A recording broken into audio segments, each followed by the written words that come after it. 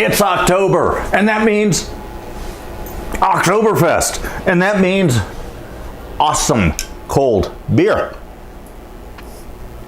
And, of course, good, fresh, hot, salted pretzels. Life is good. But did you know that it's easy to make those wonderful beer-loving donuts at home? But how could you ever make a pretzel better than those nice, big, soft, doughy pretzels you get at the mall or down at the corner cart, you know? That is what we are going to check out.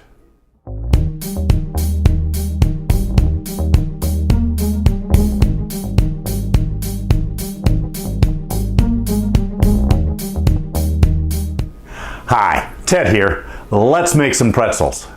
Okay, to get started, what I have here is 1 1/4 cups of warm water. It's about 110 degrees. I checked the temperature on that. And to that, I'm going to add a tablespoon of honey.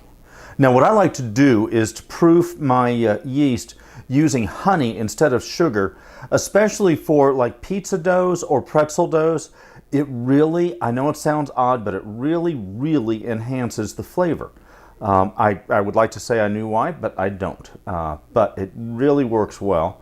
So there we go, about about a tablespoon of honey. And then I'm going to use, I love this yeast also. You can get this at a lot of good grocery stores. If you have a hard time finding it, I'll put a link down in the comment section so you can get it online. I'm going to use 4 teaspoons here of the yeast.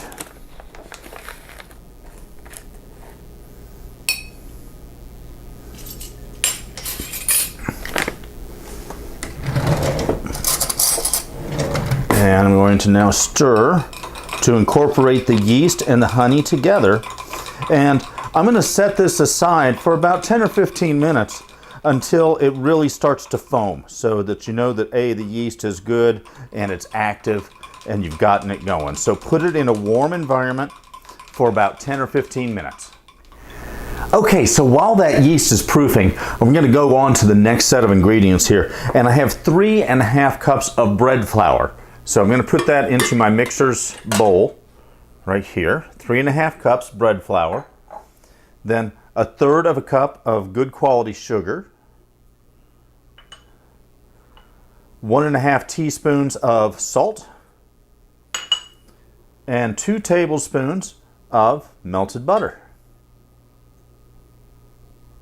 I put the bowl onto the mixer, so we're getting ready to go. And what I'm going to do is I'm going to start using the paddle first. So I'm going to fix that, and then I will switch it out for the dough hook. But I'm going to start with the paddle and look at that yeast. I mean, isn't that just a perfect proofing? So I'm going to pour that in as well. Shake out as much as I can there. And get that up and start it on a slow speed to just gently incorporate before we switch over to the dough hook.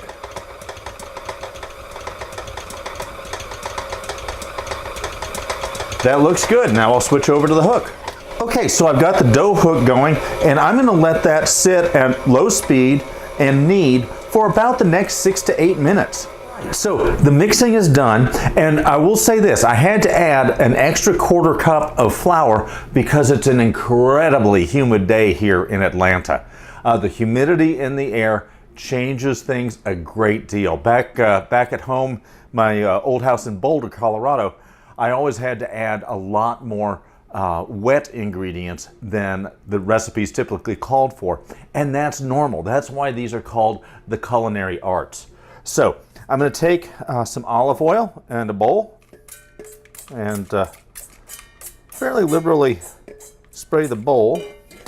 And I'm going to reach in then and grab this delightful smelling piece of dough here. There we go. I'm going to turn that in. I've got a little bit more in here, so let's get that. Turn that in as well. And then what I typically will do is spray the top of the dough, flip it, roll it around to make sure everything gets coated with just a very thin veneer of oil. And I'm going to put this in a warm environment now until it doubles in size, and that's going to be usually about an hour or so in time. So while the dough is rising, and it smells divine, I will tell you that, and there's a good reason for it to smell divine, and we're getting to that. The origins of the pretzel are actually very surprising. They come down to an issue of a problem that the early church was having. And the problem was this: how do you communicate fairly complex spiritual and theological truths to a mostly illiterate populace? Well, one enterprising monk in the 7th century came up with this idea, and that's, let's mold a bread so that it mimics the shape of hands clasped in prayer, held up to one's body. So that is the origins of the shape of the pretzel. And the pretzel also was made of ingredients that during the early times of the church were allowed to be consumed during the time of Lent. The original name for the pretzel was pretiole in Latin, which means a gift, because then the monks, as they were teaching, when they wanted to reward a student, they could give them this pretzel that reminded the student of the need for prayer and piety. Now, even though the pretzel's been around since the 7th century AD, it was a long time before it came to what we know now as the United States, North America. And that was in the mid-1700s, when there was a large influx of immigrants from the Germanic states. Now, there wasn't one Germany back then. There were lots of little Germanic principalities. But there was an influx of German emigres to the United States, and even after the pretzel arrived here with the German immigration, it remained a very localized food that didn't really reach outside of the area of what we now call Pennsylvania. So the dough's about doubled in size, and I've turned it out to the nice floured surface here, and I'm going to use my pastry cutter now to cut this into 12 equal pieces. So when I've started the process here, I've made a little rope out of one of the pieces, about 16 to 18 inches long, and I'm just going to take that now and do the twist that together, and then you pull the ends down, and you have your basic pretzel shape. I'm going to pick that up, and I'm going to put it aside over here on a floured surface. I'm going to let these rise for about another 20 minutes, and then we're going to do something that is pretty cool. So what I've done now is I've poured in 4 cups of hot water, as hot as I can really stand to touch without any pain, and then a heaping ½ cup of baking soda. Now, if you were an old German and you had much tougher hands than I do, what you'd be using is lye. But what we're doing is setting up the chemistry which will be needed for what's called the Maillard reaction. And the Maillard reaction is basically what gives you that nice browning of a steak or a piece of bread.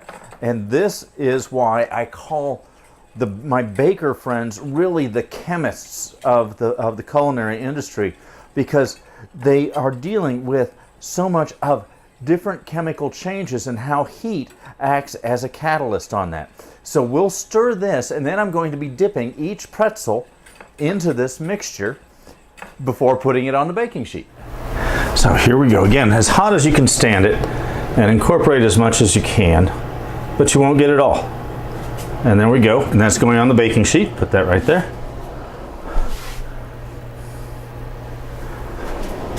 And do that with all these little rascals. These are all ready to go except for the final touch, and that's using some coarse kosher salt and a liberal sprinkle on all of them. They've all been dipped into the mixture.